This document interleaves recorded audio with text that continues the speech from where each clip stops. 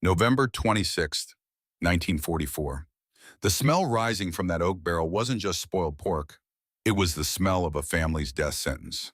But what Thomas Brennan didn't know as he stared into that rotting mess was that the solution would come from the last person on earth he'd ever trust, a German woman who'd lost everything to American bombs. The cellar always smelled the same: damp earth, cold limestone, the faint sweetness of stored potatoes waiting for spring that would never come. But tonight, as Tom reached the bottom step, lantern swinging in his calloused hand, a new smell hit him square in the chest. Heavy, sweet, wrong. It made his stomach turn over. He was 45 years old. Third generation on this land. His grandfather had broken the prairie sod with a team of oxen in 1887. His father had survived the drought of '09. Tom himself had weathered the Depression, watched his neighbors lose everything while he held on by his fingernails in the grace of God. He knew every smell this farm could produce: the copper tangs of fresh slaughter, the yeasty warmth of rising bread, the sharp bite of manure on a summer morning. But this smell, this was different. This was the smell of failure. Tom walked past the shelves of canned tomatoes and peaches, their glass jars catching the lamplight like amber jewels, past the bins of winter squash and turnips, past the strings of dried onions hanging from the ceiling joists. He stopped in front of the prized possession of the Brennan farm, the 50-gallon oak barrel, hand-coopered in 1923, passed down from his father, sealed tight with an iron band and a heavy wooden lid. He didn't want to look. He knew what he'd see. But a farmer doesn't run from bad news. A farmer faces it, fixes it, or buries it and moves on. Tom lifted the heavy wooden lid. The smell exploded out like a physical force. The brine, which should have been clear and salty, was thick and cloudy. Bubbles rose to the surface, popping with a quiet hiss that sounded almost alive. That smell, the unmistakable stench of pork starting to turn. 400 pounds of meat, their entire winter supply, going bad. Tom dropped the lid. It clattered loudly in the silence. He leaned his forehead against the cold barrel staves and closed his eyes. The wood was smooth under his skin, worn by decades of use. He could feel the chill seeping through his work shirt. November in Kansas. The cold was just beginning. Winter would be a man-killer this year. The old-timers said so. The ones who remembered the blizzard of '08 when they found families frozen in their beds come spring. He wasn't just a farmer losing a barrel of meat. In that moment, Tom Brennan felt like he was losing everything: his ability to provide, his father's legacy, his promise to keep his family safe while his boys were overseas fighting Germans. The lantern flame flickered. Somewhere above, the wind was picking up. Tom took a deep breath, regretted it immediately as the rotting meat smell filled his lungs. He grabbed the lantern and climbed the stairs, each step heavier than the last. When he emerged into the kitchen, pulling the cellar door shut behind him, he looked like a man who'd just seen his own grave. 20 minutes later, the silence in the kitchen was suffocating. The only sound was the tick of the clock on the mantel and the whistle of wind through the cracks in the window frame. Sarah Margaret Brennan, called Maggie by everyone who knew her, dumped the red point jar onto the oilcloth-covered table. A dozen small red fiber tokens scattered across the surface. Ration stamps, the currency of wartime America. The difference between eating and starving. She counted them out, sliding them one by one with her finger. Her hands were red and chapped from washing and work. She was 42 years old but looked older. The war did that to mothers, aged them from the inside out. 12, she whispered. We have 12 points left, Tom. She never called him Tom in that tone, except when she was scared. Tom looked at the pathetic little pile. In 1944, the Office of Price Administration didn't care if you had money. If you didn't have these red tokens, you didn't eat meat. 12 points. He did the math in his head. One small roast, maybe 7 points. 1 pound of pork chops, 8 points. Bacon was 7 points per pound, but they'd need the roast to stretch further. 12 points, Tom said, his voice raspy from the cellar cold. That's one roast, Maggie. One roast to last us and her for 3 months. He glanced toward the sink where Greta stood quietly scrubbing pots, their German prisoner of war worker, 22 years old. Blonde hair pulled back tight. She was invisible to them in these moments, just a pair of hands assigned by the government. 70 cents a day the government paid her. The Brennans provided room and board. She slept in the small room off the back porch. Ate after they did. Spoke only when spoken to. The enemy in their house. The Nazi in their kitchen. "I have to dump it," Tom said, grabbing his coat from the peg by the door. "If I dump it now, maybe the pigs can eat it without getting sick. At least we save the feed cost." Number Maggie stood up, grabbing his arm. Her grip was surprisingly strong. "Tom, please. Maybe we can cut the bad parts off. Maybe boil it. Maybe something." "It's botulism, Maggie," Tom shouted, the stress finally breaking him. "The dam cracking. You want to feed that to us? It's poison. We just go hungry. We've done it before." The room went dead silent. The reality hung in the air like smoke. A winter of bread and potatoes. Malnutrition. Weakness. The boys coming home to find their parents like skeletons, if they came home at all. Then a quiet sound broke through, the clink of a dish being set down. Greta turned around. She was young, barely 22, with the pale, tired look of someone who had lost everything in the war. She looked at the angry American farmer, then at the crying wife. She opened her mouth, closed it, opened it again. "Mr. Brennan," she said. Her English was broken heavy with the accent of the enemy, the accent of the people trying to kill Patrick and Daniel. "Please, the meat, it is not lost." Tom's eyes narrowed, his jaw clenched. "You stay out of this, girl. This isn't your house." "I know," Greta said, stepping forward. Her hands were clasped tight in front of her to stop them from shaking. "But I know this smell. I know this trouble. My grandmother in the old country. She fixed this," Tom laughed. A harsh barking sound that had no humor in it. "Fixed rot. Did she have a magic wand?" "Some Nazi science, no magic," Greta said softly. She pointed a trembling finger toward the pantry. "Vinegar. She used vinegar." Tom looked at the pantry door. Then he looked back at the woman who was supposed to be his enemy. He realized with a sinking feeling that the survival of his family might just depend on the one person he was supposed to hate. But before we understand how it came to this, you need to know what led Tom Brennan to this moment. You need to understand September. September 14th, 1944. The killing day. Every farm in Kansas had one. The day you slaughtered the hogs you'd raised all summer. The day you turned squealing livestock into winter survival. Tom had done this 40 times in his life. This year felt different. This year he did it without his sons. Patrick was 24, Army infantry. Last letter came from somewhere in France. Couldn't say where because of censors. Danny was 21, Army medic, somewhere in Belgium. Also couldn't say where. The war had swallowed Tom's boys whole and left him with a German girl and a radio that brought nothing but bad news. But on September 14th, the sun was shining. The hogs were fat, 400 pounds of good clean pork between two animals. Tom worked with the efficiency of long practice. Maggie rendered lard in the big iron kettle, made sausage with sage and pepper, packed the hams and shoulders in salt. The backbone and ribs they'd eat fresh, a reward for the hard work. By evening, the 50-gallon barrel in the cellar was full, pork submerged in brine, salt and water and thyme. The same method farmers had used for centuries. Tom sealed the lid and stood back satisfied. Enough meat to last until spring, enough to keep them strong through whatever winter brought. Greta had watched from a distance. She'd only been on the farm 3 weeks then. Still skittish, still treated like what she was, a prisoner. Tom caught her looking at the barrel with an expression he couldn't read. Later, much later, he would understand it was recognition. She had seen barrels like this before, in another country, in another time. But that day he just wanted her out of his sight. The radio played Glenn Miller that night. Maggie hummed along to Moonlight Serenade while she washed the last of the blood from the kitchen floor.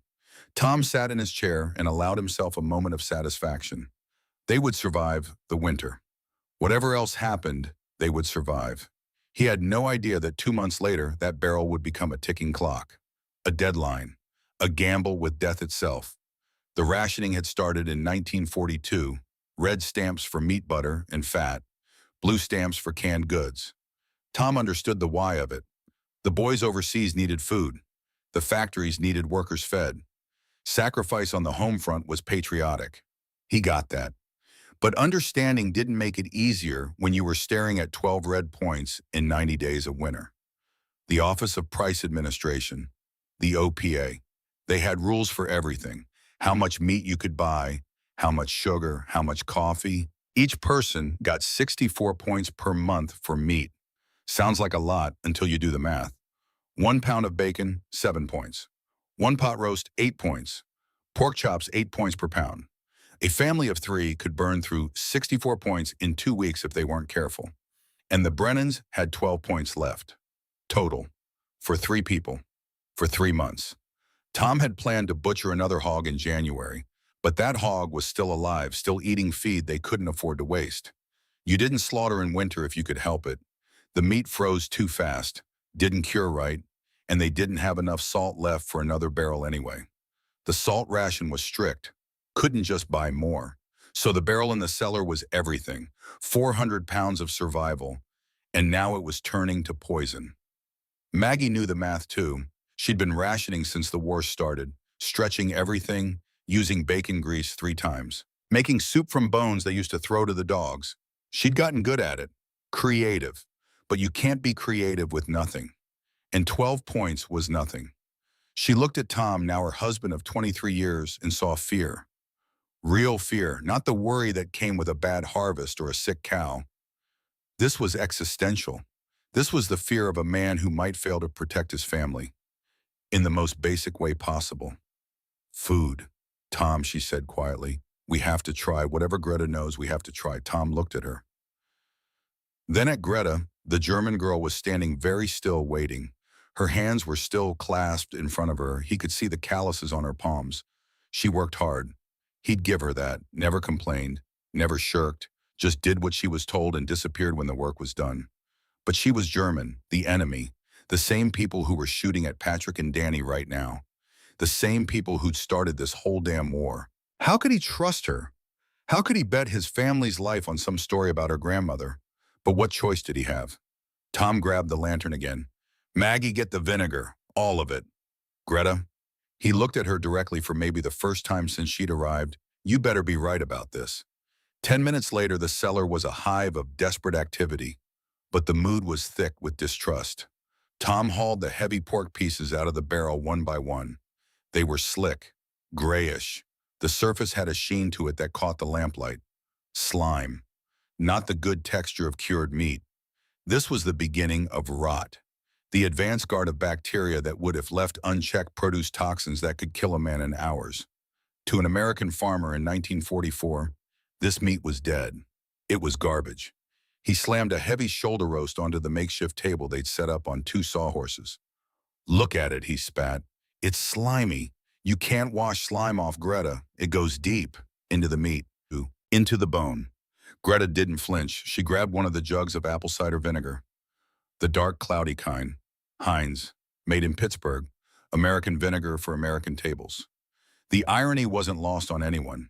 She uncorked the jug, and the sharp acidic smell cut right through the stench of the spoiling meat. We don't wash, she said, her English coming more confident now that she was on familiar ground. We burn it. She poured the vinegar into a bucket of cold well water. Tom watched the liquid mix, turning the water cloudy. She added a handful of salt, stirred it with a wooden paddle. The sour, it fights the rot, she said. The rot cannot live in the sour. Greta didn't know the words pH balance. She didn't know about acidophilic bacteria versus putrefactive bacteria. But she knew the rule of the old country, the rule passed down from grandmother to mother to daughter. Rot hates acid. Acid kills what water cannot. Salt tightens what acid loosens. Together, they could pull meat back from the edge of death. By lowering the pH of the surface meat with vinegar, she wasn't just washing it. She was creating a chemical environment where the spoilage bacteria literally couldn't reproduce. It was battlefield medicine, but for a ham. Science that didn't know it was science. Folk wisdom that happened to be chemically sound. Scrub harder, Greta ordered. For the first time since she arrived at the farm, the prisoner was giving the orders. And strangely, Tom obeyed. Maybe it was desperation. Maybe it was something else. But he picked up the stiff bristle brush and began scrubbing the meat with the vinegar solution, hard. Harder than seemed necessary. like he was scrubbing away the rot and his own fear at the same time. Maggie worked beside him, dipping pieces in the bucket, scrubbing, rinsing. Her hands were already red from the cold water and the acid. But she didn't stop, couldn't stop. This was it. This was the line between survival and starvation. For 2 hours, they worked in the cold cellar. Scrub, rinse in vinegar, salt, repeat. The gray slime began to disappear, revealing the pink muscle underneath. The smell of rot faded, replaced by the eye-watering sting of cider vinegar. The lamplight flickered. The shadows danced. 3 people working in silence except for the splash of water and the scrape of brushes on meat. Maggie held up a loin roast. It looked clean. The surface was firm again. The color better. But was it safe? Could they really trust this? She looked at Greta. The young woman's face was set in concentration. She examined each piece before approving it, running her fingers over the surface, smelling it, testing the firmness. "It looks better," Maggie whispered, like she was afraid to hope too loudly. Tom wiped his forehead with a rag. He looked at Greta. "It looks clean on the outside. But what about the inside? If the rot is in the bone, this is all for nothing." Or Greta shook her head. "The vinegar soaks, it travels." She made a gesture with her hands, pressing them together. "It tightens the meat, keeps the bad air out." Bad air. Miasma theory. Medically wrong, but practically sound. The acid did penetrate, did create an environment hostile to bacterial growth. Greta was right, even if she didn't know exactly why. They poured the final gallon of vinegar brine over the meat. Tom used every drop they had in the house. 3 gallons of Heinz apple cider vinegar. 75 cents a gallon at the store. $2.25 worth of hope. It sloshed against the wood of the barrel. The deed was done. They had just bet their entire winter survival on a chemical reaction they couldn't see, guided by a woman they weren't sure they could trust. As they packed up the lanterns, Tom stopped at the foot of the stairs. The adrenaline was wearing off and the fear was coming back.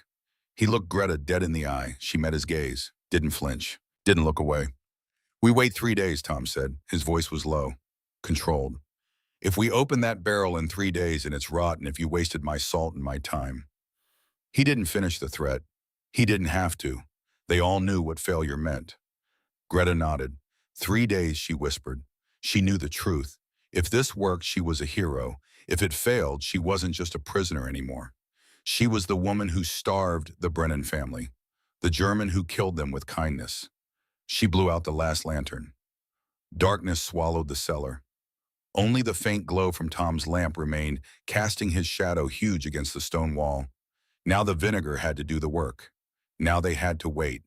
3 days, 72 hours, 4,320 minutes, any one of which could be the minute they'd look back on and realize this had all been a terrible mistake. Tom climbed the stairs. Maggie followed. Greta came last, her footsteps almost silent on the wooden treads. When they emerged into the kitchen, the warmth hit them like a wall. The wood stove had been banked, but it was still throwing heat. The contrast made the cellar seem even colder in memory. Tom hung his coat on the peg, washed his hands in the basin. The water was cold and his hands ached from the work. He dried them on a towel and looked out the window. The sky had turned a strange purple color. Like a bruise, the wind was picking up. He could hear it whistling through the eaves. "Maggie," he said, "I think the storm's coming." She came to stand beside him, looked out at the darkening sky. The weather report that morning had mentioned a cold front, a blue norther, they called it, coming down from Canada. Temperatures expected to drop 40 degrees in 6 hours. Snow, maybe a lot of it. "How bad?" she asked. Tom shrugged. "Bad enough.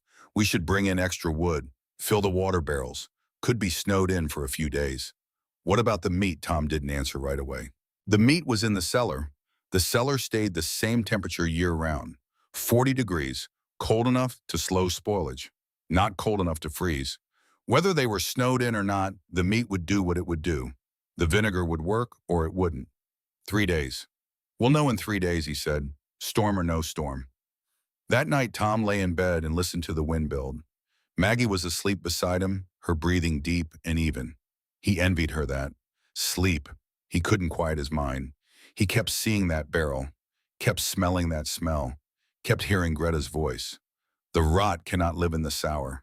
Could he really trust her? This German girl who'd appeared on his doorstep 3 months ago with a government form and a POW painted on her back. Prisoner of war. The designation was supposed to make him feel safe. She was controlled, monitored, not a threat. But Tom had seen the newsreels, knew what the Germans had done in Europe. The cities burned, the people killed.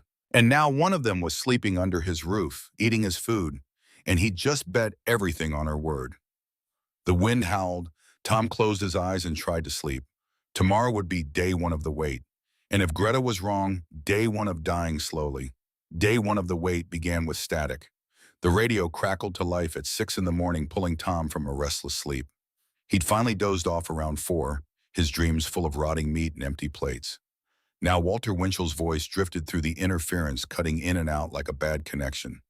Good evening, Mr. and Mrs. America, and all the ships at sea. The voice was bright, confident, the voice of a man who'd never worried about where his next meal would come from. Tonight we bring you news from the European theater. Allied forces continue their push toward the German border.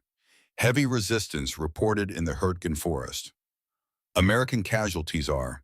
The signal faded, came back. Hurtgen forest. Tom's blood went cold. That's where Patrick was. His last letter had mentioned trees. Dense forest. Germans dug in like ticks. The fighting was hell. Patrick had written, then crossed it out. The censors didn't like soldiers telling the truth. Maggie appeared in the doorway, her hair still in curlers. She saw Tom's face and knew. Patrick, she said. It wasn't a question. Tom nodded. He wanted to say something comforting. Something about how Patrick was smart, well-trained, would come through fine. But the words stuck in his throat. Instead, he stood and walked to the window. Outside, the world had changed overnight. Snow, at least 2 feet of it, and still falling. Heavy, wet flakes that clung to everything. The barn was barely visible through the white curtain. The fence posts wore tall white hats. The truck in the yard was a rounded lump, unrecognizable. And the sky was the color of old iron pressing down like it meant to smother them. Tom had seen Kansas storms before, lived through the blizzard of '08 when he was just a boy. Remembered his father digging a tunnel through 6-foot drifts just to reach the barn. Remembered finding the Henderson family 3 miles over frozen in their kitchen, the fire gone out, the cold having crept in while they slept. This storm had that same feel, that same weight. We're snowed in, he said. Behind him, Maggie inhaled sharply. For how long? Tom studied the sky. Days, maybe a week. This isn't letting up anytime soon. And the meat. Tom turned to face her. 3 days, he said. Storm or no storm, we wait 3 days. Then we open that barrel and we know. Breakfast was a quiet affair. Potato soup thin and watery. Bread day old but toasted to hide the staleness. Coffee reheated from yesterday because they had to conserve. No meat. The absence on their plates was a constant reminder of what hung in the balance down in that cellar. Greta ate in her usual spot by the sink, standing up, her bowl held in both hands. She'd been doing this since she arrived, standing apart, eating last, making herself small. Tom had never questioned it. That's just how it was. She was the help, the prisoner, not family. But today, Maggie did something unexpected. She set down her spoon and looked at Greta, really looked at her. The girl was thin, too thin. The soup in her bowl was less than what Tom and Maggie had. Greta had served herself after them, taking what was left. Like always, Maggie said. The young woman looked up, startled. Yes, Mrs. Brennan? Sit down. Greta blinked. I am sorry. Maggie pointed to the empty chair at the table. Sit down here. At the table. Greta's eyes went wide. She looked at Tom as if expecting him to countermand the order. Tom said nothing. He was watching Maggie, wondering where this was going. Mrs. Brennan, I cannot. It is not. You worked all night in that cellar, Maggie said. Her voice was firm but not unkind. You stood in freezing water up to your elbows. You tried to save our food. The least we can do is let you sit at our table. Greta stood frozen, the bowl trembling in her hands. Tom could see the war happening behind her eyes. The rules she'd been taught. Prisoners don't sit with their captors. The enemy doesn't break bread as equals. But Maggie wasn't giving her a choice. Sit? Maggie repeated. Slowly, like she was approaching a wild animal, Greta moved to the table. She pulled out the chair. The legs scraped against the wood floor loud in the quiet kitchen. She sat down. Her back was rigid. Her hands clasped the bowl like a lifeline. Tom watched this happen and felt something shift inside him. Something small but significant, like the first crack in a frozen pond. He didn't say anything, just went back to his soup. But the space between them felt different now. Less distance, more uncertainty. They ate in silence. Outside, the wind began to howl. By noon, the temperature had dropped 20 degrees. Tom could feel it even inside the house, the cold creeping through every crack and gap in the old walls. He spent the morning hauling wood from the pile near the barn, making trip after trip through knee-deep snow. His fingers went numb. His face burned from the wind. But they needed the wood. The stove was their lifeline now. Greta worked beside him without being asked. She'd found an old coat in the back room, too big for her, and wrapped herself in it like a child playing dress-up. Together they stacked wood on the back porch, armload after armload, enough for 3 days at least, maybe 4 if they were careful. Tom noticed she didn't complain, didn't slow down, just worked. Her breath came out in white puffs. Her cheeks turned red from the cold. But she kept pace with him, this German girl who probably weighed 110 pounds soaking wet. When they finally finished, Tom stamped the snow off his boots and went inside. Greta followed. Maggie had hot coffee waiting, real coffee, not the chicory blend they'd been stretching. Tom raised an eyebrow but didn't comment. Maggie handed a cup to him, then one to Greta. "Warm up," she said. They stood in the kitchen, the 3 of them, hands wrapped around hot mugs, steam rising like prayers. Nobody spoke. The only sounds were the wind outside and the crackle of the fire in the stove. It was almost peaceful, almost normal. If you didn't think about the meat rotting in the cellar, or the sons fighting in a forest an ocean away, or the storm trying to bury them alive. The power went out at 2:15 in the afternoon. 1 minute the light bulb in the kitchen was burning steady. The next it flickered, dimmed, and died. Tom heard the hum of the refrigerator cut off. Silence rushed in to fill the space. Maggie's voice came from the parlor, concerned but not panicked yet. "I know," he called back. He went to the window and looked out. The power lines that ran from the road to the house were coated in ice. One of them hung lower than the others. Even as he watched, more snow piled on. The weight was too much. Something would give soon.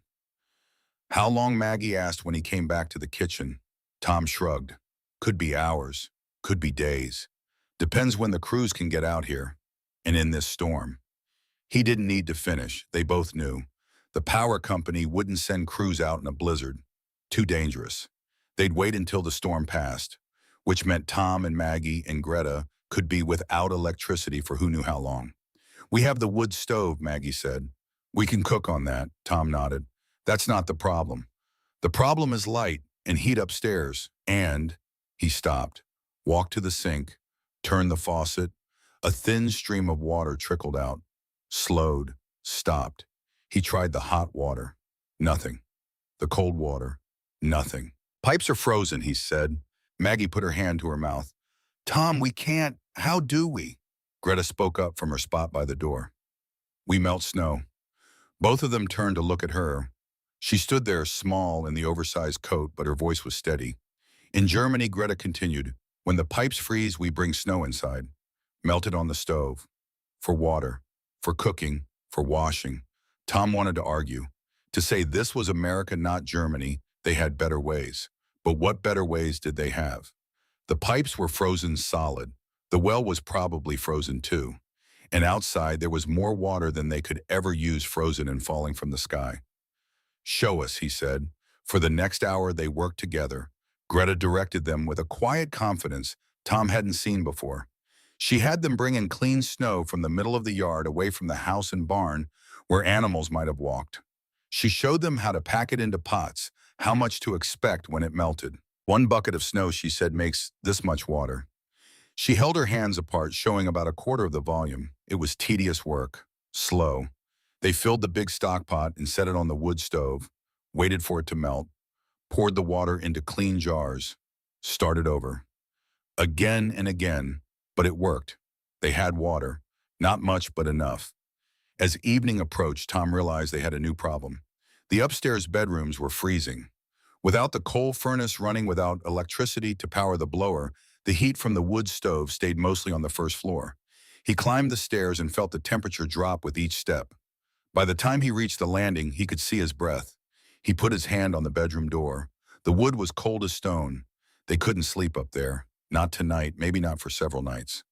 When he came back down, Maggie was already ahead of him. She'd dragged quilts and blankets from the linen closet and was arranging them on the floor near the stove. Making a nest, a survival camp in their own living room. "We'll sleep here," she said. "All of us. It's the only warm room in the house." Tom nodded. It made sense. Practical. But it also meant sleeping in the same room as Greta. The German, the enemy. The three of them huddled together like refugees in their own home. Greta started to move toward the back room, toward her usual cold sleeping space. Maggie stopped her with a hand on her arm. "Not tonight," Maggie said. "You'll freeze back there. You sleep here with us. Mrs. Brennan should not." "You will," Tom said. His voice was firm. "We need you alive. If that meat needs checking, if something goes wrong, we need you. So you sleep where it's warm." It was purely practical, he told himself. Nothing to do with seeing her as a person, nothing to do with the cracks forming in his armor. Just practical. They ate dinner as the last light faded from the windows. More potato soup. The bread was gone now. Maggie had made cornbread in the morning, and they ate it with butter, one of their few remaining luxuries. It was good, warm and filling. But it wasn't meat. The absence sat at the table with them like a ghost. After dinner, Tom sat by the window and watched the snow fall. It showed no signs of stopping. The drifts against the barn were up to the eaves now. The world beyond the glass was nothing but white and gray and the growing dark. He thought about Patrick and Daniel. Were they cold tonight? Were they hungry? Were they even alive? The not knowing was its own special kind of torture. Letters took weeks. Anything could happen in weeks. They could be dead and he wouldn't know for a month. The thought made his chest tight. "The mail," Maggie said, as if reading his mind. "We haven't had mail in 3 days." Tom nodded. "Roads impassable. Might be a week before the snowplows get through." She was quiet for a moment. "Then do you think the boys are okay?" Tom wanted to lie. Wanted to tell her, yes, of course they're fine, they're careful, they'll come home safe. But he'd never lied to Maggie in 23 years of marriage, and he wasn't about to start now. "I don't know," he said. "I pray they are. But I don't know." They sat in silence as darkness filled the room. Greta had lit the oil lamps, 2 of them, and their golden light pushed back against the night. But it was a fragile light, a temporary thing. The darkness waited just beyond the glow, patient and hungry. That night they arranged themselves on the floor near the stove. Maggie took the sofa cushions and made a bed for herself. Tom took a couple of quilts and stretched out near the wall. Greta hesitated, then made herself a small nest in the corner, as far from them as she could get, while still being in the warm. Tom lay in the dark listening to the storm. The wind shrieked around the eaves. Snow hissed against the windows. The house creaked and groaned like a ship in a rough sea. He'd lived in this house his whole life, knew every sound it made, but tonight it sounded different, older, more fragile, like the storm might tear it apart if it really tried. He thought about the barrel in the cellar. Day 1 was almost over. 2 more days to wait, 48 more hours, 2,880 more minutes. He did the math compulsively, like counting could make the time pass faster. Was the vinegar working? Was it seeping into the meat, killing the bacteria, saving them? Or was it all for nothing? Was the meat still rotting down there, just more slowly? The end result inevitable. Maggie's voice came soft from the sofa. "Are you awake?" "Yeah, do you think it will work?" "The vinegar." Tom thought about lying, but didn't. "I don't know. I hope so." More silence. Then Maggie spoke again, even softer this time. "I'm scared, Tom." "Me too," he said. It was the most honest thing he'd said in months, maybe years. Men didn't admit fear, especially not farmers, especially not fathers. But here in the dark, with the storm raging and his sons at war and his family's survival hanging on a German girl's grandmother's recipe, Tom Brennan was terrified. From her corner, Greta stirred. Tom could hear the rustle of her blanket, could hear her breathing, wondered if she was awake too, wondered what she was thinking, if she was scared, if she prayed to the same God or a different one, if God even listened to prayers from both sides. The wind howled louder, the house shook, And somewhere in the cellar in the cold and dark, the vinegar did its invisible work. Day 2 began with a sound that made Tom's heart stop. A crack like a gunshot followed by a heavy thud that shook the whole house. He was on his feet before he was fully awake, grabbing for his boots. What was that?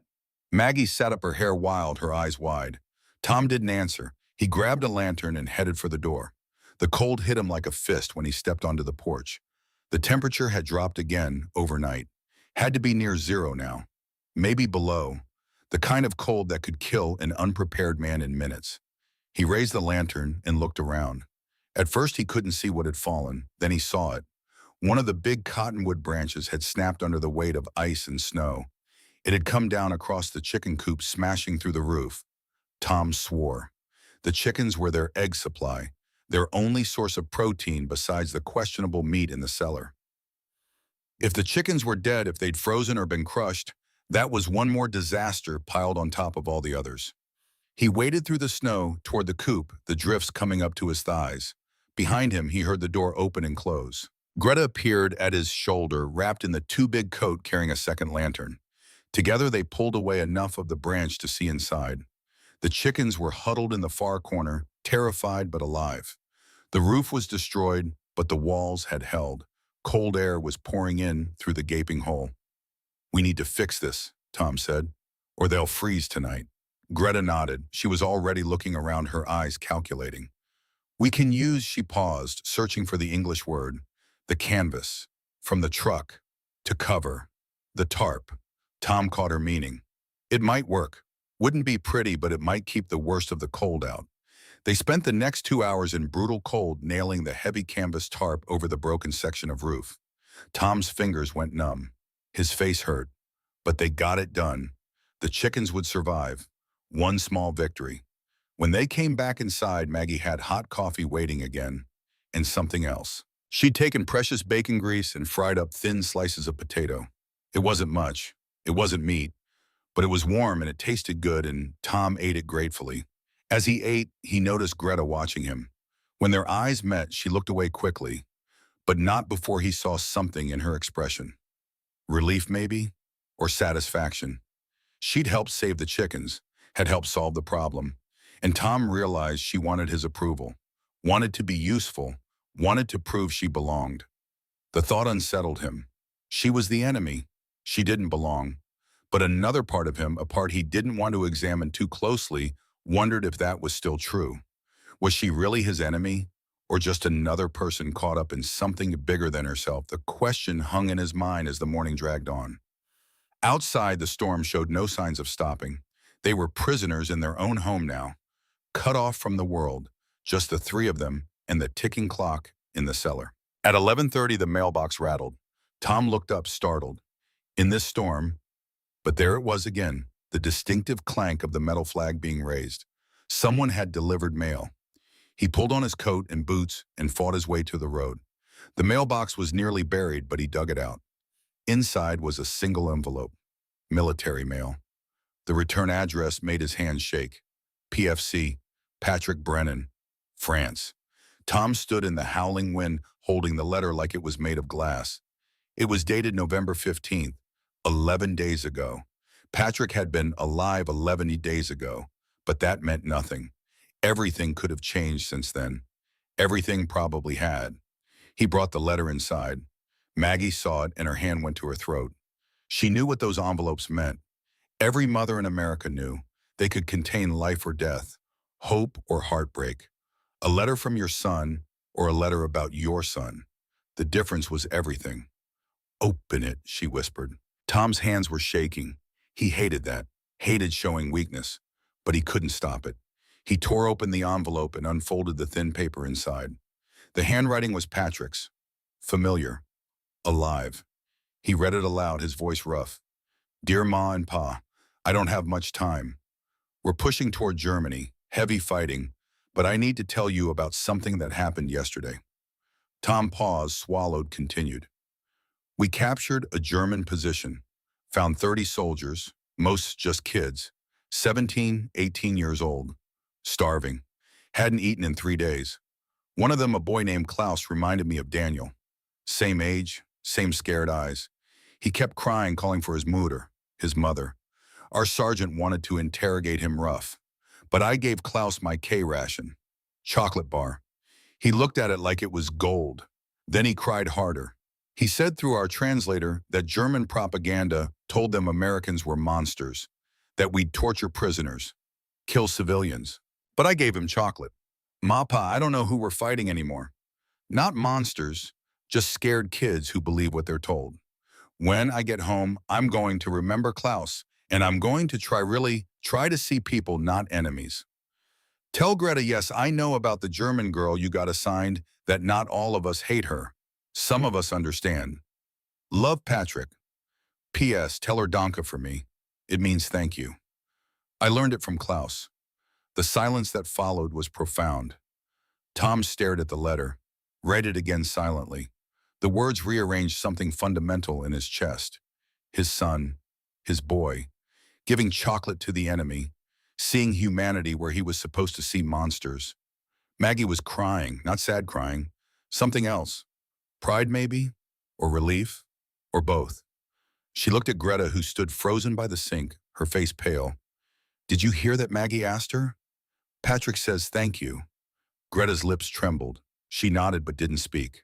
Couldn't speak. Tom saw her blink rapidly, fighting tears. And in that moment, something broke in Tom Brennan. Not suddenly, not dramatically, but like ice cracking in the spring thaw. Small fractures spreading through certainty. He looked at Greta and didn't see a Nazi. Didn't see the enemy. He saw a 22-year-old girl who'd lost her family to American bombs, who was trying to survive, just like Klaus, just like his own sons. He thought about the letter, about Patrick giving away his ration, about seeing people instead of enemies. And he thought about Greta standing in the freezing cellar, teaching them how to save meat using her grandmother's wisdom, trying to help, trying to matter. Tom stood up, walked across the kitchen. Greta watched him come with wide eyes, uncertain, maybe scared. He stopped in front of her and extended his hand. Thank you, he said, for last night, for the chickens this morning, for trying to save the meat. Thank you. Greta stared at his hand, at him. Her eyes filled with tears. Slowly she reached out and took his hand. Her grip was light, tentative, like she expected him to pull away. He didn't. He shook her hand firmly, like she was a person. Not a prisoner, not the enemy, a person. You're welcome, Mr. Brennan, she whispered. And just like that, the walls came down a little more. The afternoon of day 2 brought a new crisis. Tom discovered it when he went to check on the livestock in the barn. The cows were restless, shifting in their stalls, their breath steaming in the frigid air. He checked their water trough and found it solid ice, not just a skim on top, frozen all the way through. He tried the pump. The handle wouldn't budge. Frozen solid. Every water source on the farm had turned to stone. The animals could go maybe another day without water. Maybe. After that, they'd start to sicken. And if the animals died, the Brennans would have no milk, no eggs beyond what the chickens could give, no way to sustain themselves even if the meat in the cellar was saved. Tom stood in the barn, his breath clouding the air, and felt the walls closing in. Too many problems, too many things going wrong at once. The meat, the storm, the frozen pipes, the broken chicken coop. Patrick and Daniel somewhere in Europe, facing God knew what. And now this. When he came back to the house, his face must have told the story, because Maggie took one look and sat down hard in a kitchen chair. The barn, she said. It wasn't a question. Everything's frozen, Tom said. The pump, the troughs, the animals need water. Greta had been listening from her spot by the stove. She straightened up, thinking. We can melt snow for them too, she said, like we do for us. More work, but... Tom shook his head. Do you know how much water a cow drinks? 10-12 gallons a day. Times 4 cows. That's near 50 gallons. We can't melt that much snow. But Greta was already moving, her mind working. Not all snow, she said. We melt some, mixed with warm mash. The grain, it has water in it when cooked. The animals, they get water from food too. Not perfect, but enough. Until the thaw. Tom stared at her. It was clever. Not a complete solution, but a way to keep the animals alive. Ration the water, supplement with moisture-rich feed. It might work, might buy them time. They spent the rest of the afternoon in the barn. Tom and Greta worked side by side, hauling pot after pot of melted snow from the house, mixing it with warm grain mash, distributing it to the animals. The cows drank gratefully, their long tongues lapping at the mixture. The work was endless and exhausting, but it gave Tom something to focus on besides the barrel in the cellar. As they worked, Greta began to talk. At first, just simple observations about the animals, the weather. But gradually, cautiously, she began to share pieces of her story. Tom listened without commenting, his hands busy with feed buckets, his mind absorbing her words. She told him about Munich, about working at the hospital with her grandmother, about the night the bombs came. She spoke matter-of-factly, like she was describing something that had happened to someone else. But Tom heard the pain underneath. Sashi, Mum.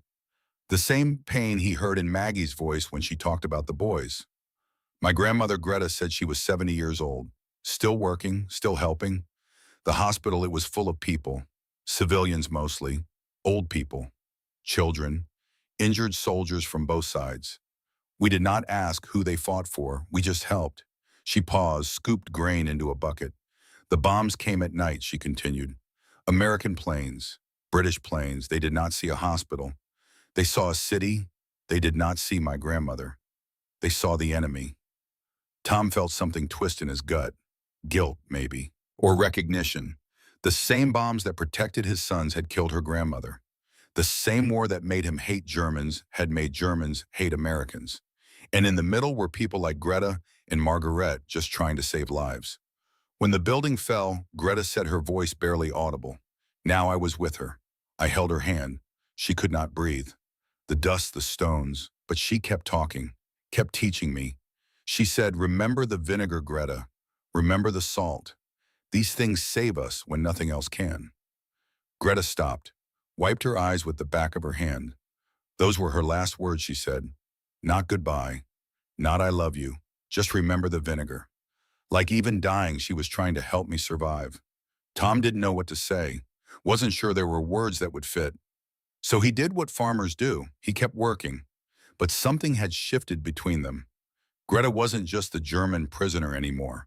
She was a granddaughter who'd lost someone she loved, someone who'd died trying to help others.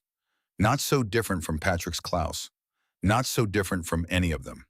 When they finished with the animals and returned to the house, the sun was already setting. Or would have been if they could see the sun through the storm. The wind had picked up again, driving the snow sideways. Visibility was maybe 10 feet. Tom had never seen a storm this relentless, this determined to bury them. Maggie had managed to cook a thin stew on the wood stove. More potatoes, some carrots from the cellar, a precious onion diced small. No meat, but the smell was good, warm, and savory. They ate together at the table, all three of them. No one suggested Greta eat standing up. That small barrier had been crossed, and there was no going back. After dinner, as the darkness pressed against the windows and the oil lamps cast their golden glow, Maggie did something unexpected. She pulled out the photograph album, the big leather one that held the family pictures going back 3 generations. She opened it on the kitchen table and began turning pages. Tom watched, uncertain where this was going. Maggie pointed to a faded brown photograph. That's Tom's grandfather, she said. Not to Tom, to Greta. She was talking to Greta like she was family, like she had a right to know these stories. He came from Pennsylvania in 1887, Maggie continued. Broke this land with nothing but an ox team and stubbornness. Built this house with his own hands. Boards cut from cottonwoods. He fell down by the creek. She turned the page. Here's Tom's father. Married in 1910. Lost almost everything in the drought of '09, but held on. Tom was born in 1899, right upstairs in what's now our bedroom. Greta leaned closer, studying the old photographs. Her finger touched the edge of one image. A wedding photo from 1921. Tom and Maggie, young and nervous, standing stiff in their Sunday clothes. You look different, Greta said with a small smile. Less angry. Tom snorted. I was terrified. Getting married, taking over the farm. Wondering if I could do half as well as my father. But you did, Maggie said. You did more than that. You gave us a good life, Tom. A good home. She turned more pages. Pictures of Patrick and Daniel as babies. As boys. Skinny kids in overalls standing by the barn. Patrick holding a fishing pole, grinning at the camera. Daniel with his arms around a calf.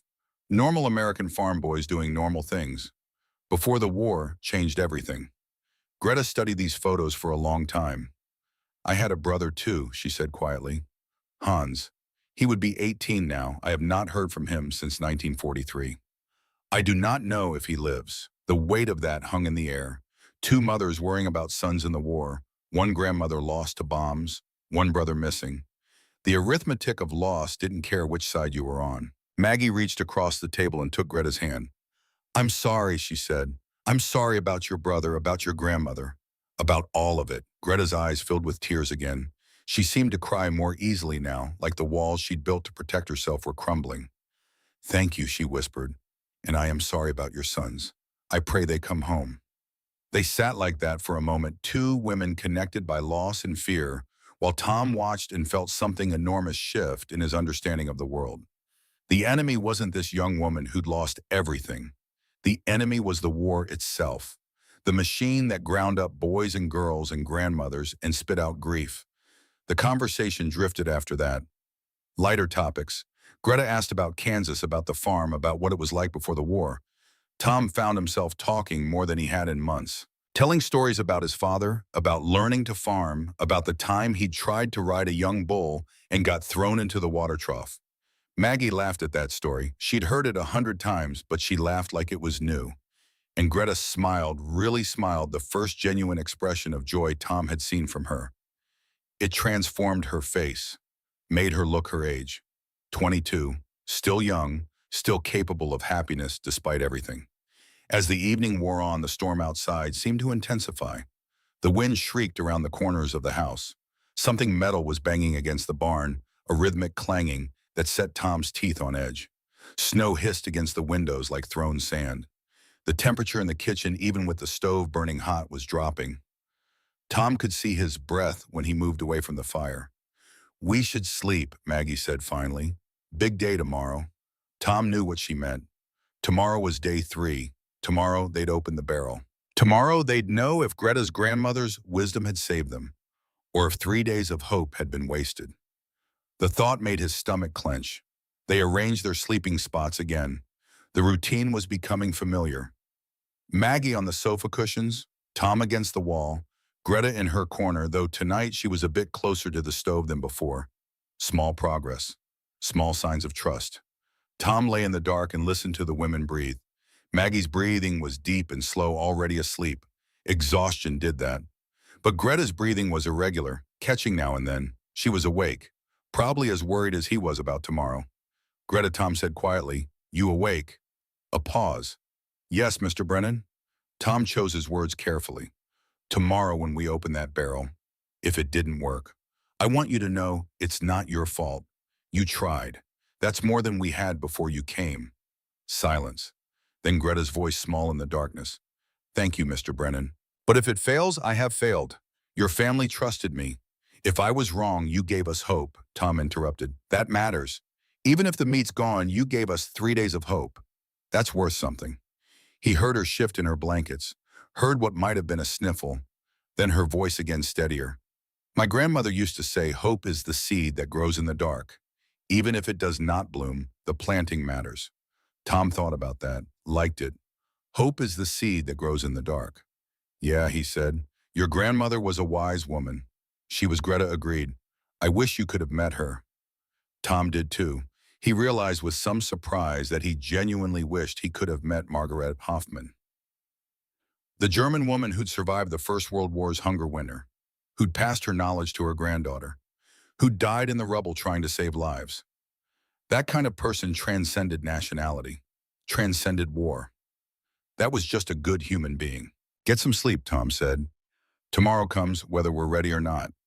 He heard Greta settle into her blankets, heard her breathing begin to slow. Outside, the storm raged on indifferent to human worries.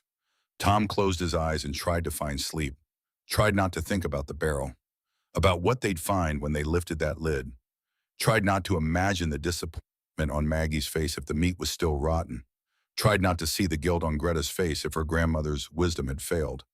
But the thoughts came anyway, relentless as the storm. Tom must have slept eventually because he woke to gray light filtering through the windows and the smell of coffee. He sat up disoriented. His back ached from sleeping on the hard floor. His joints creaked when he moved. 45 felt like 65 this morning.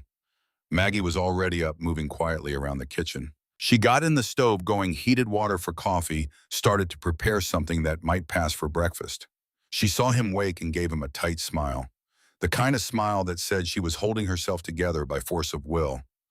"Morning," she said. "Storm's still going." Tom looked out the window. She was right. If anything, it had gotten worse overnight. The drifts were enormous now, sculpted by the wind into strange shapes. The barn was almost completely buried on the north side. The truck was gone and visible under a mountain of white. "How much snow, you figure?" Maggie asked. Tom studied the landscape. 4 feet at least, maybe 5 in the drifts, and still coming down. Greta stirred in her corner, waking slowly. She sat up, her hair mussed from sleep, her face creased from the blanket. For a moment, she looked lost, like she'd forgotten where she was. Then her eyes focused, and she remembered. Kansas, the storm, the barrel. Today, she said, it was barely a question. Today, Tom confirmed. The word hung between them like a sword. Today they would know. Today the waiting would end.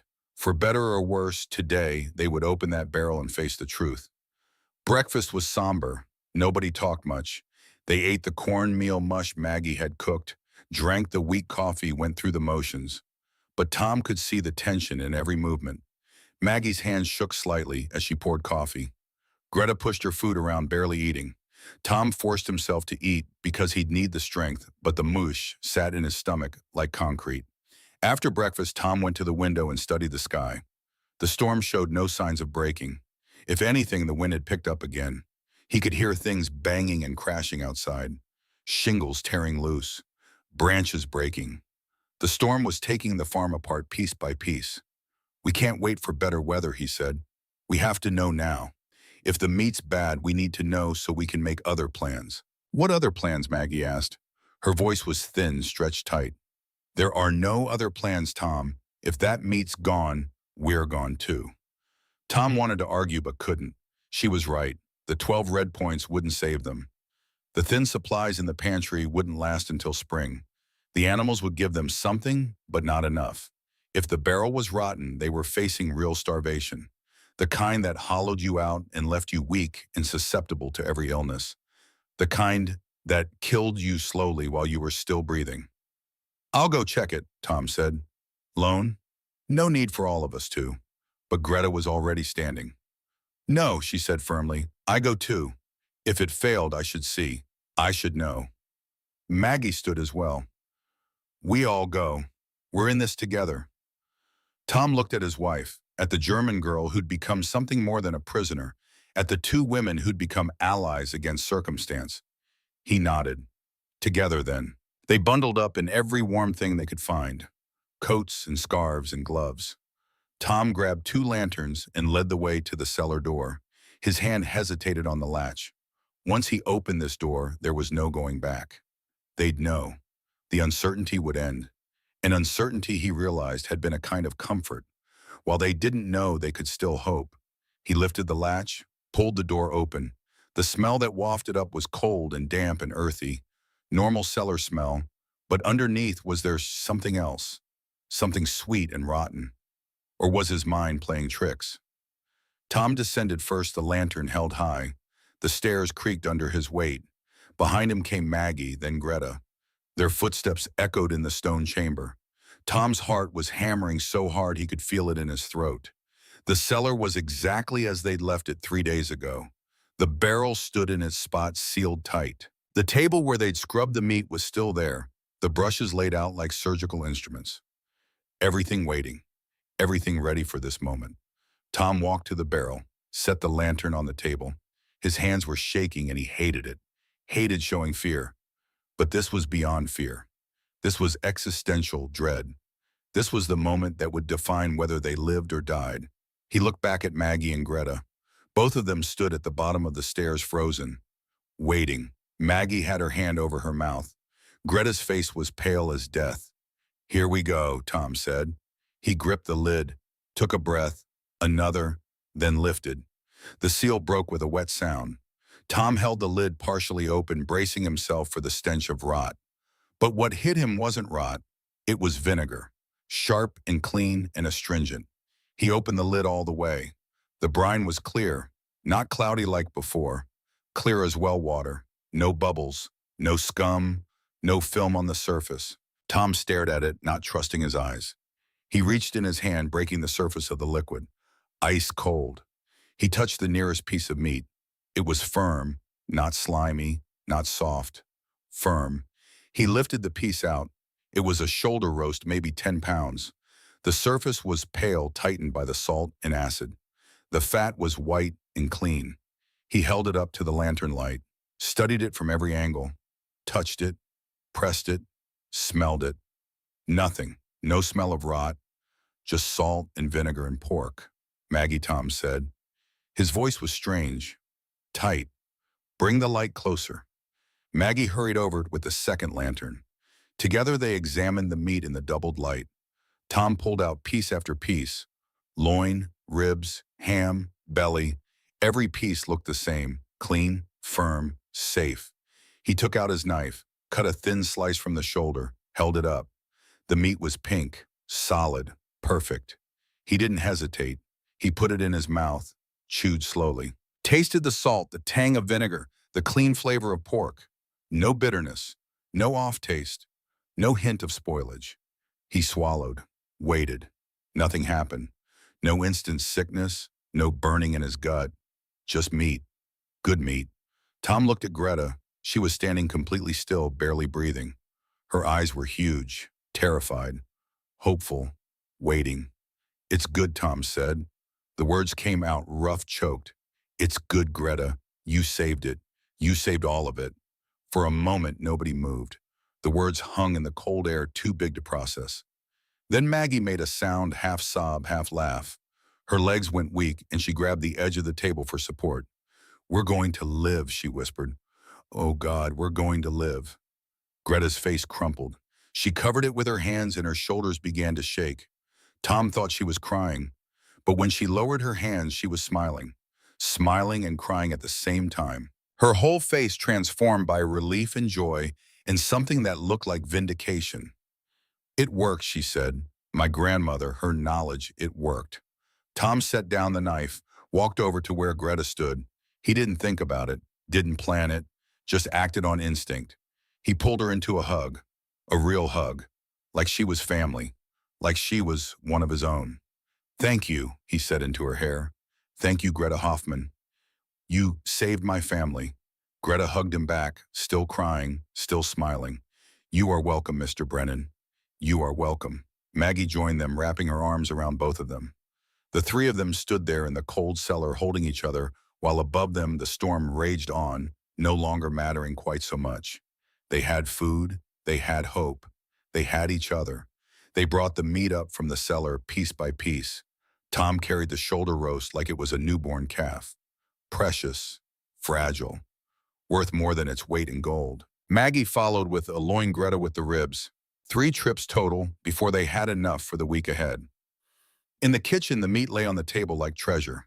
Tom couldn't stop touching it, running his fingers over the firm surface, pressing the fat, smelling the clean vinegar tang. After 3 days of fear, 3 days of waiting for rot and failure, the reality of success felt almost unbelievable. Maggie, he said, let's cook some. Now, I need to taste it properly. Need to know it's real. Maggie nodded. She was already moving, pulling out the big cast iron skillet, stoking the fire in the wood stove. Her hands moved with purpose now instead of the nervous trembling from breakfast. Hope did that, changed everything, made the impossible seem possible again. Which piece, she asked. Tom pointed to a section of loin. That one. We'll fry it up with the last of the onions. Make it a meal. Greta stood by the table watching them. Tom saw her hesitation, saw her starting to move toward her usual spot by the sink. He stopped her with a hand on her arm. No, he said, you sit at the head of the table. Tonight you're the guest of honor. Mr. Brennan, that cannot. You can. Tom's voice was firm but not unkind. You saved this meat. You saved our lives. You sit where my father used to sit. where the head of the family sits. Greta's eyes went wide. But that is your seat. Not tonight, Tom said. Tonight it's yours. Maggie looked up from the stove, tears in her eyes again. She nodded. Tom's right, Greta. Tonight we honor you. Greta moved to the chair like she was walking on ice, sat down carefully, her back straight, her hands folded in her lap. Tom saw her swallow hard, saw her fighting more tears. But these were different tears. Not grief, not fear. Something else. Acceptance, maybe. Belonging. Maggie sliced the loin into thick steaks. The knife moved through the meat cleanly. No resistance, no slime. Just good, clean pork that had been pulled back from the edge of death by an old German woman's wisdom and a young German woman's memory. She heated the skillet until it was smoking hot, added a thin scrape of precious lard, then laid the steaks in. The sizzle was immediate, loud. The smell that rose up made Tom's mouth water so hard it hurt. He hadn't realized how much he'd missed that smell. Meat cooking, protein, survival. For 3 months they'd eaten thin soup and bread and potatoes, stretched butter until it was barely a memory on toast, rationed everything. And now this, the smell of frying pork filling the kitchen like a promise kept. Maggie fried the last onion alongside the meat. The thin slices turned golden, then brown. She added a sprinkle of salt, a tiny bit of pepper from the nearly empty tin. That was all. But it was enough, more than enough. When she plated the food, Tom's hands were shaking again. But not from fear this time. From anticipation. From hunger so deep it had become part of his bones. He waited until Maggie sat down. Waited until she'd served herself. Then he picked up his fork. The meat was salty, more than normal. The vinegar had left a tang that wasn't traditional. But underneath was good clean pork, tender from the brine, rich from the fat, real food, real protein, the thing that would keep them alive through the winter. Tom chewed slowly, swallowed, took another bite, and another. He couldn't stop, couldn't slow down. It was too good, too real, too much of a relief after 3 days of terror. Across from him, Maggie was doing the same, eating with a focus that bordered on religious, savoring every bite, storing the memory of it, the taste of survival. But it was Greta who stopped him, who made him put down his fork. Because when Tom looked at her, she wasn't eating. She was crying, silent tears streaming down her face while she held a piece of meat on her fork. Maggie reached across the table. "What's wrong? Doesn't it taste good?" Greta shook her head, then nodded, then laughed through the tears. "It tastes," she struggled for the English word. "It tastes like home, like my grandmother's house, like Munich before the war, like everything I lost." She put the meat in her mouth, chewed, swallowed. More tears came, but she was smiling too. "This is her," Greta said, touching her chest, "her recipe, her wisdom. She is here, at this table, with us." Tom felt something break open in his chest, something that had been locked tight since Patrick and Daniel left, since the barrel started to rot, since the war began.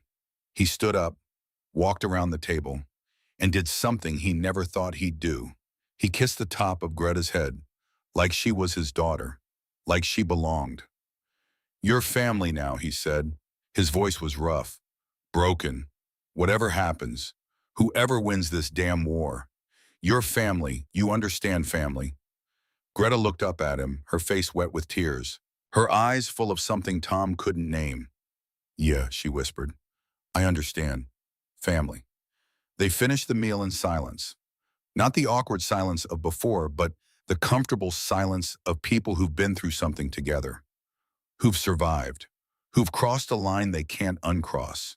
When the plates were empty, Maggie made coffee from the last of the grounds. Real coffee, not chicory. She'd been saving it, waiting for something worth celebrating. This was it. They sat around the table as darkness fell. The storm was finally starting to ease. Tom could tell by the sound. The wind was dropping, the snow was lighter. By morning it might even stop. The world would begin to dig itself out, and the Brennans would be alive to see it. "Tom," Maggie said quietly, "what do we tell people about the meat?" Tom thought about it. "We tell the truth, that it started to turn, that Greta saved it, That an old German recipe from the First World War kept us alive through the Second. People won't like that, Maggie said. The part about Germany. Tom shrugged. I don't much care what people like. It's the truth. And the truth matters, even if it's inconvenient. He looked at Greta, especially then. Greta smiled, a real smile, full and genuine, the kind that reached her eyes and made her look young again. Not a prisoner, not the enemy, just a girl who'd done something remarkable, who'd carried her grandmother's legacy across an ocean and used it to save lives again. That night, when they arranged their bedding by the stove, Greta's nest was closer to the others. Not in the corner anymore. Closer to the warmth. Closer to the family. And when Tom lay down and closed his eyes, he didn't think about the barrel. Didn't worry about failure. For the first time in 3 days, he slept. The storm broke on the 4th day. Tom woke to silence. Real silence. Not the howling wind and hissing snow, but the deep quiet that comes after a blizzard. He went to the window and looked out at a world transformed. The snow had stopped. The sky was clear, so blue it hurt to look at, and the sun was out. Weak winter sun, but sun nonetheless. The drifts were enormous, 6 feet in places. The road was completely buried, but the storm was over. They'd survived. By afternoon, Tom had dug a path to the barn. His back ached, his shoulders burned, but it felt good, felt like progress, like moving forward instead of just enduring. The chickens were fine, the cows were fine. Everything had held. It was another 4 days before the county plows made it through. Tom heard them coming from a mile away. The grinding roar of the big blade pushing snow, the backup beeping, the diesel engine struggling. When they finally cleared the road past the farm, Tom felt like he'd been reconnected to the world, to civilization, to hope. The mail came the next day. The postman apologized for the delay. Tom didn't care about the delay. He cared about the 3 letters in military envelopes. 2 from Patrick, 1 from Daniel. All of them alive. All of them writing. All of them coming home eventually. Tom read them at the kitchen table with Maggie and Greta listening. Patrick's letters were from late November. The fighting in Hurtgen Forest had been hell, he wrote. They'd lost good men. But Patrick was alive. Wounded slightly, a piece of shrapnel in his shoulder, but alive. Expected to be back with his unit by Christmas. Daniel's letter was shorter, more factual. He was in Belgium helping with the wounded from the Battle of the Bulge. The Germans had made a desperate push. Things were bad, but the line was holding. Daniel was safe, busy, exhausted, but safe. Maggie cried reading them. Happy tears this time. Relief pouring out.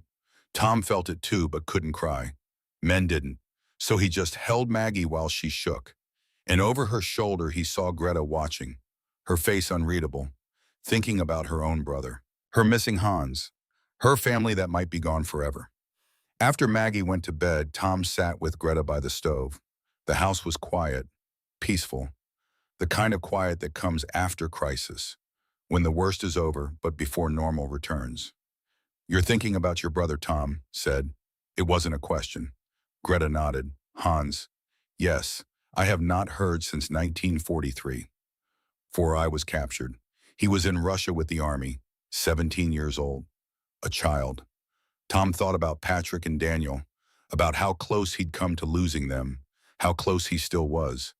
You can't give up hope, he said. The war's not over, and when it is, there will be ways to find people. The Red Cross, the church, something. Greta looked at him with those pale blue eyes. You think he lives? Tom wanted to lie, to say yes, of course he's fine. But he'd never lied to Maggie, and he wouldn't start lying to Greta now. I don't know, he said honestly. War is brutal, random. It takes who it wants. But stranger things have happened. Klaus survived to meet Patrick. Maybe Hans survived too. Greta smiled sadly. Maybe, she said. They sat in silence for a while. Then Greta spoke again. Mr. Brennan, when the war ends, when I am free, I do not know where to go. Germany is destroyed. My city is rubble. I have no family there, no home. Tom looked at her, really looked at her. This young woman who'd saved his family, who'd taught them how to survive, who'd become something more than a prisoner, more than a helper. Family. You stay here, he said. Simple as that. You stay here. We'll make it official. Legal. Whatever it takes, you stay. Greta's eyes filled with tears, again. But she was smiling too. You would do this for me, for a German, and you're not German anymore, Tom said. You're a Kansan. You've earned it. 3 days in a freezing cellar scrubbing meat. That makes you one of us. Greta laughed through the tears. A Kansan, she repeated, testing the word, liking how it felt. Yeah.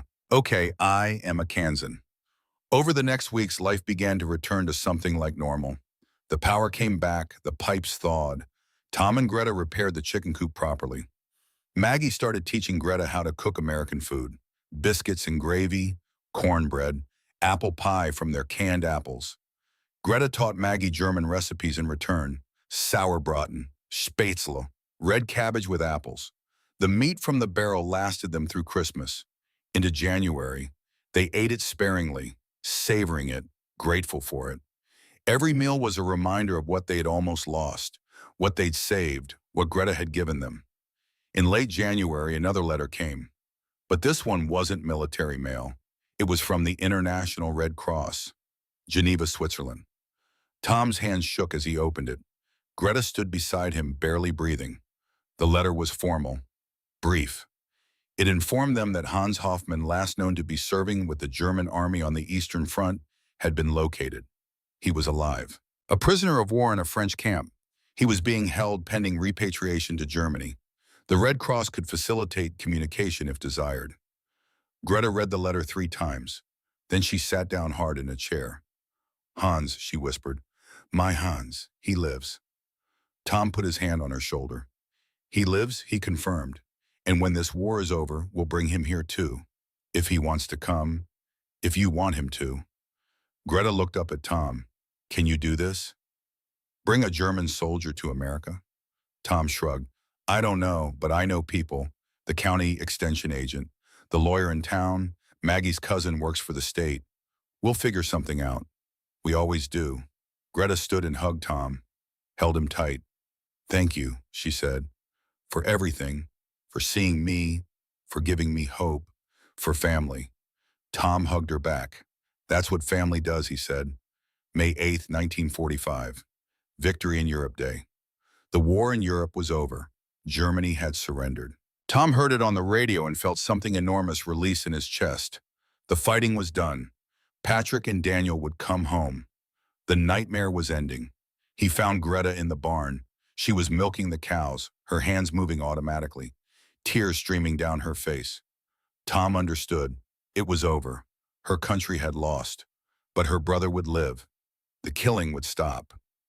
It was complicated. Joy and grief mixed together. It's done, Tom said quietly. Greta nodded. Yeah, it is done. They stood together in the barn, not saying anything, just being. 2 people who'd been enemies and become family. 2 survivors of different kinds of battles, both grateful, both exhausted, both ready for whatever came next. Patrick came home in July, thin, scarred, different than when he'd left. The shoulder wound had healed, but it left him stiff. He couldn't raise his right arm above his head anymore. But he was alive. He was home. That's what mattered. He met Greta on the front porch. Tom had warned him, told him the whole story, about the barrel, the vinegar, the storm, how Greta had saved them. Patrick listened and nodded, said he understood, said he'd met Klaus, knew what Germans could be, what people could be when you saw them instead of the enemy. When Patrick shook Greta's hand, he said the only German word he knew. Danke. Thank you. Greta smiled. Bitte. You're welcome. They were going to be okay. Daniel came home in August, right after the bombs fell on Japan, right after the Second War ended. He was quieter than Patrick. Withdrawn. He'd seen things in the field hospitals, things that changed a man.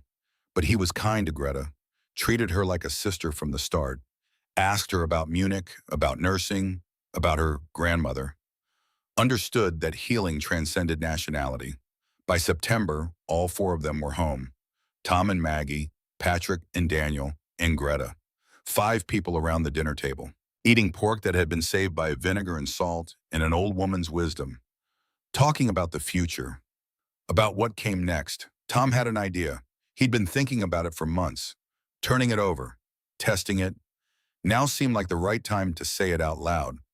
I want to start a business, he said, curing and selling meat, using the old methods, the German methods that Greta's grandmother taught us. We could call it Brennan and Hoffman. Make it official. Patrick looked interested. What kind of business? Small at first, Tom said. Sell to neighbors, at the farmer's market in town. But good quality, traditional methods. Vinegar-cured pork, salt-cured beef, maybe sausages eventually. Things that last, things people can trust.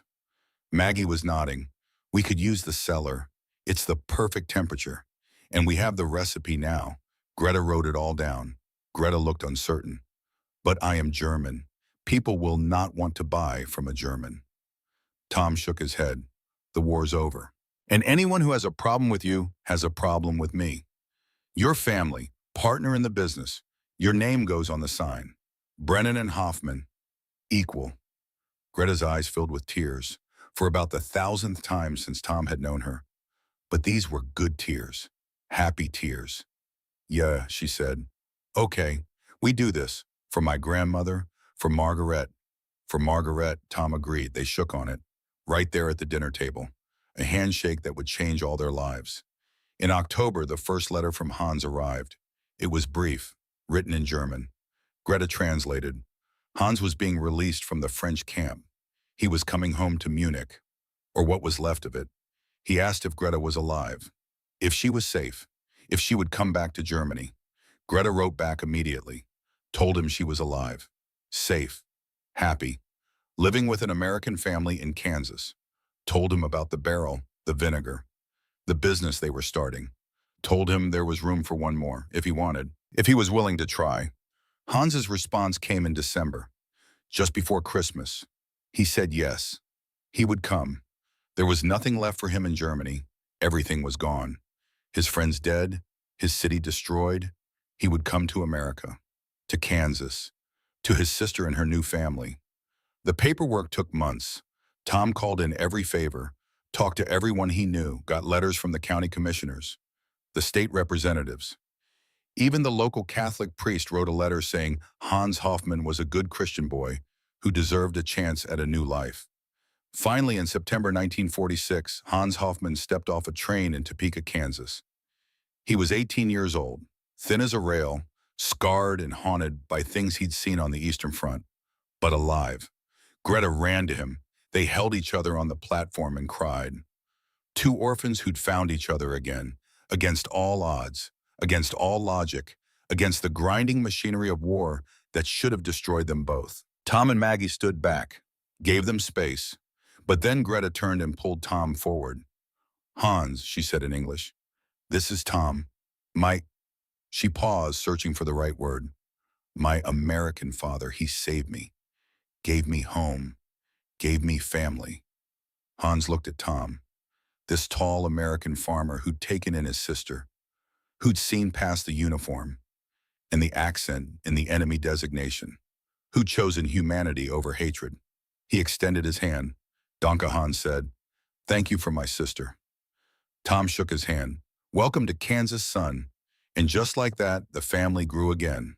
10 years later, autumn 1955. The sign hanging over the shop door read, Brennan and Hoffman, Fine Meats and Provisions. Established 1946. It was hand-painted, professional. The kind of sign that said this was a real business, not a fly-by-night operation, something permanent, something that would last. Inside the shop smelled like salt and smoke and vinegar. Hams hung from the ceiling. Sausages lined the walls. The cold case held cuts of pork and beef, all cured using the methods Margaret Hoffman had passed down to her granddaughter. Methods that had crossed an ocean, survived a war, and become an American tradition. Tom stood behind the counter wrapping a purchase for Mrs. Henderson. She was the daughter of the family they'd found frozen back in '08. She'd survived, married, had kids of her own now, and she bought her meat here, at Brennan and Hoffman, because she trusted Aden, because it was good. Thank you, Mr. Brennan, she said, taking the package.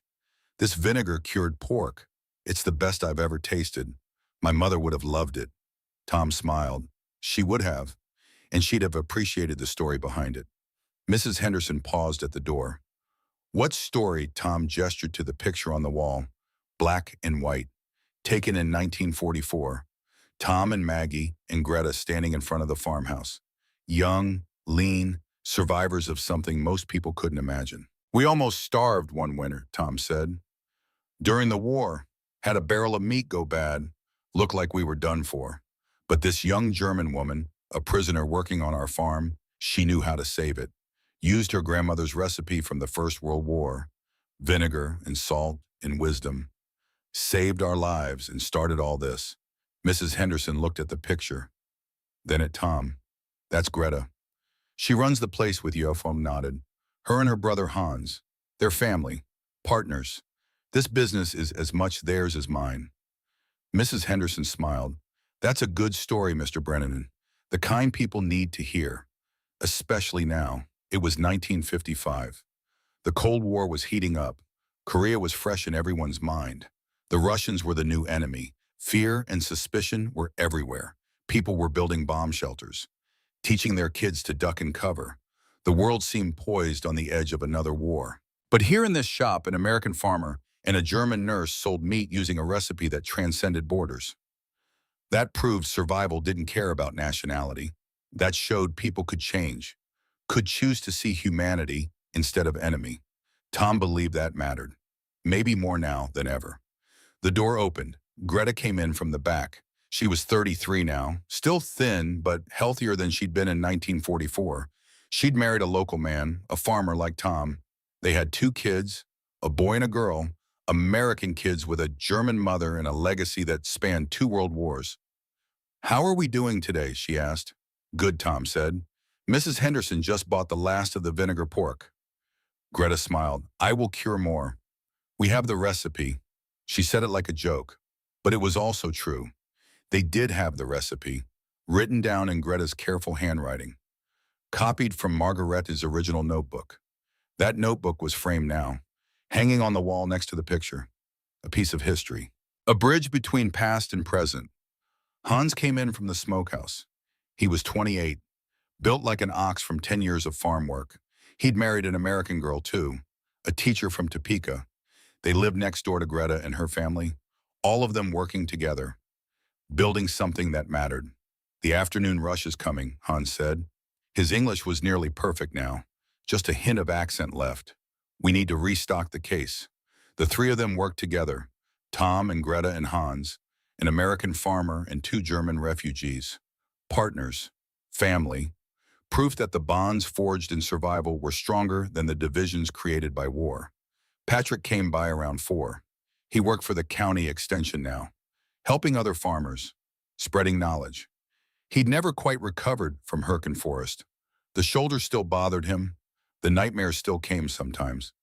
But he was functional, happy, alive. He had a wife, a daughter, a life. He saw Tom at the counter and waved. "Pa, you got a minute?" Tom nodded. He left Greta handling a customer and stepped outside with Patrick. The autumn air was crisp, clean. The leaves on the cottonwoods were turning gold. "What's on your mind, son?" Patrick pulled out a newspaper, had it folded to an article. "There's a reporter from the Kansas City Star. She's doing a series on local businesses with interesting histories. I told her about Brennan and Hoffman, about the barrel, the vinegar, Greta, all of it. She wants to interview you." Tom frowned. "I don't know, Patrick. That's private, family business." Patrick shook his head. "It's more than that, Pa. It's a story people need to hear, about how enemies became family, about how old wisdom saved lives, about how we're all just people trying to survive. In 1955, with everything that's happening, people need to hear that." Tom thought about it, looked back at the shop, at Greta through the window, laughing with a customer, at the sign with both their names, at what they'd built together. "You really think it matters?" he asked. Patrick nodded. "I know it does. I met Klaus, gave him chocolate instead of hate. That changed me, Pa. Changed how I see the world. This story, your story, it could do the same for other people. Show them there's another way." Tom considered, then nodded slowly. "All right, tell her she can come. But Greta has to agree. It's her story too, maybe more than mine." Patrick smiled. "Thanks, Pa. I'll set it up." The interview happened 2 weeks later.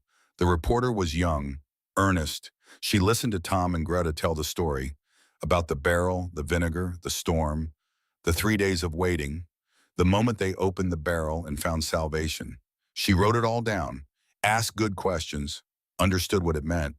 The article ran on the front page of the Sunday edition, ran with the picture of Tom and Greta from 1944, ran with a new picture of them in the shop, ran with the headline "From Enemies to Family, How a German Recipe Saved a Kansas Farm."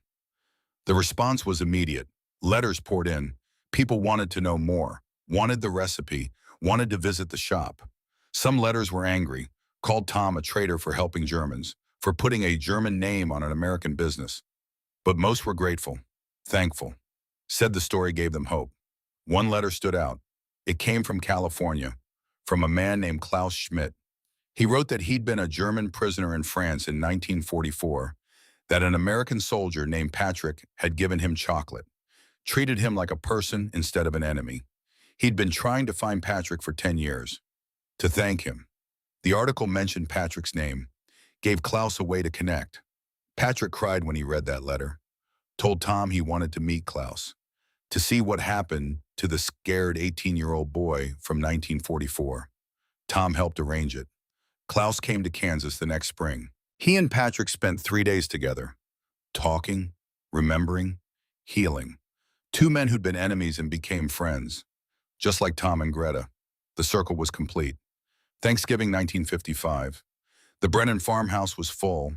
Tom and Maggie now in their 60s, Patrick and his family, Daniel and his family, Greta and her husband and their kids, Hans and his wife and their baby son, Klaus visiting from California with his American wife, 15 people around tables pushed together, eating turkey and ham, potatoes and stuffing, pies made from Maggie's apples and Greta's German recipe, American food and German food mixed together, like the family itself. After dinner, Tom stood, tapped his glass for attention.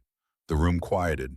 3 generations of eyes looked at him, American and German, young and old, all family. "I want to say something," Tom started.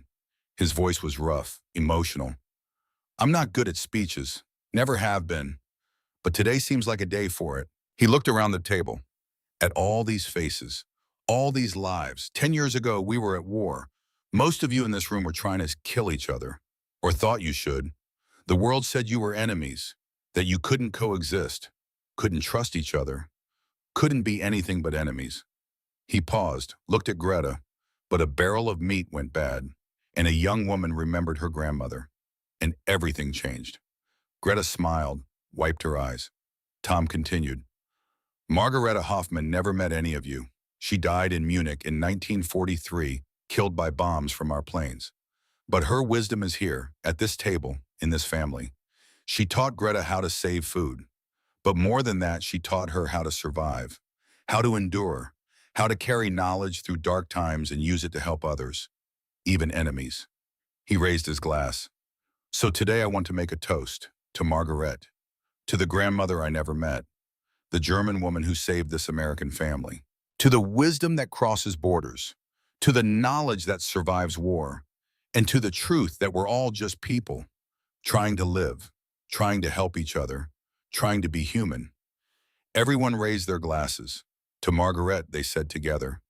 They drank, and then Klaus stood. "Patrick, can I say something?" Patrick nodded. Klaus looked nervous. His English was still accented but clear. "In 1944, I was 18. I was starving in a forest in France. I thought I would die. I thought all Americans were monsters. My government told me this. I believed it." He looked at Patrick. "Then you gave me chocolate. You saw me, not a German, not an enemy, a person, a scared boy. You changed my life, Patrick. Changed how I saw the world. I came to America because of you, because you showed me people could be kind, even in war." Patrick stood, walked around the table, hugged Klaus.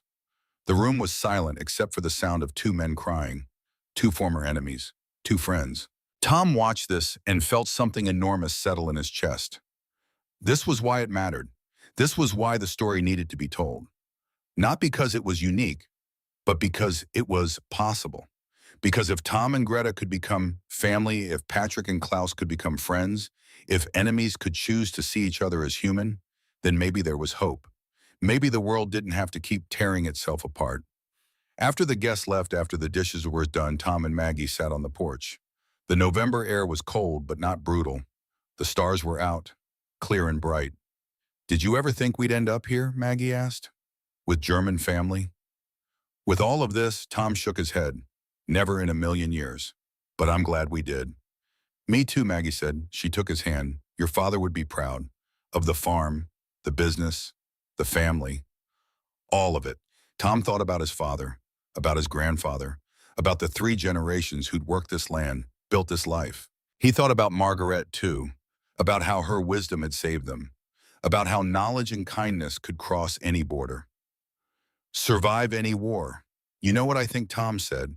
"I think Margaret and my father would have been friends. I think they'd have understood each other. Farmers, survivors, people who knew that helping others was more important than hating them." Maggie nodded. "I think you're right." They sat in silence for a while, then Tom spoke again. "I want to do something. Before I'm too old. I want to write it all down. The whole story, from the barrel going bad to today. Every detail, for the grandkids, for the future. So they know where they came from, what it took to survive, what matters." Maggie squeezed his hand. "That's a good idea. A really good idea." So Tom did. He wrote it all down. Every word, every detail, the smell of the cellar, the sound of the storm, the taste of that first piece of saved meat, Patrick's letter about Klaus, Greta crying in the barn when the war ended, Hans stepping off the train, the shop opening, Klaus visiting, all of it. He wrote it for his grandchildren, for Greta's children, for Hans's children, for anyone who needed to know that people could change, that enemies could become family, that wisdom could cross borders, that survival didn't care about nationality. He wrote it because stories matter, because truth matters, because in a world that seemed determined to divide itself into us and them, into friend and enemy, into American and other, someone needed to remember that it didn't have to be that way.